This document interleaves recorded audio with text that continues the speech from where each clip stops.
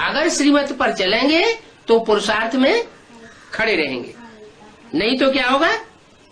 If you follow Srimad, you will stand in Purusharth. Otherwise, what will happen? गिर पड़ेंगे, You will fall, क्योंकि पद कम हो जाता है। for your position becomes low. Service कितनी भी करो, लेकिन क्या नहीं होना चाहिए? No matter to what extent you do service, but what shouldn't you have?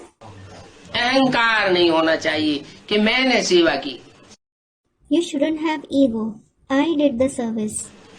अरे मैं तो तमो प्रधान आत्मा हूँ। अरे, I am a तमो प्रधान soul. मैं आत्मा कलयुग के अंत में 84 जन्म लेकर के तमो प्रधान बनी हुई, मैं सेवा कैसे करूंगी? I, the soul, have become Tamo Pradhan at the end of the Iron Age in the last 84th birth. How will I do service? तमो प्रधान आत्मा तो जो भी करेगी, क्या करेगी? Whatever a Tamo Pradhan soul does, what will it do? Disservice ही करेगी। It will just do disservice. कामी क्रोधी लोभी मोही अहंकारी क्या करेगा? What will a lustful, wrathful, greedy, attached to someone, and egoistic one do? Disservice ही करेगा। He will just do disservice. तो अपना अहंकार नहीं आना चाहिए, अपने अंदर निरहंकारीपना होना चाहिए कि बाप मेरे द्वारा सेवा कराते हैं। So, you shouldn't have ego. You should have egoless feeling within yourselves. The Father has the service done through me. Service करके अपना ही कल्याण करते हैं। You just benefit yourself by doing service.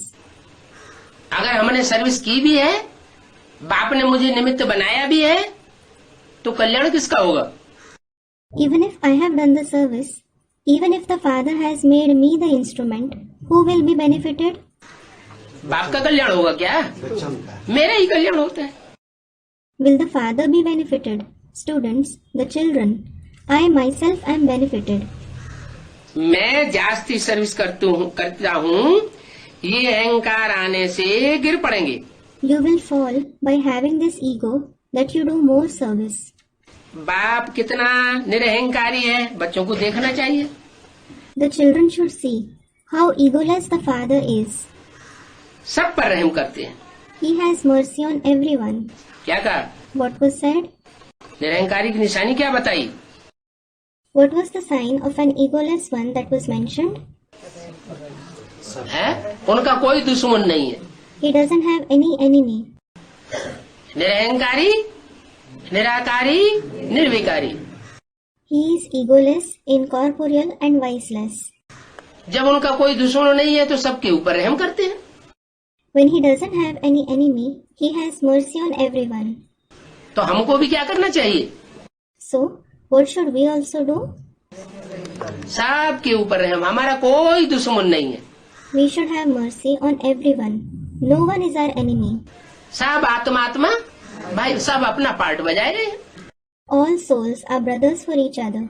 Everyone is playing their own part.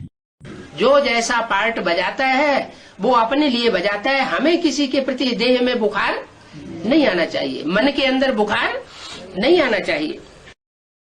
The kind of part someone plays, he plays that for himself. We shouldn't have animosity towards anyone physically or mentally.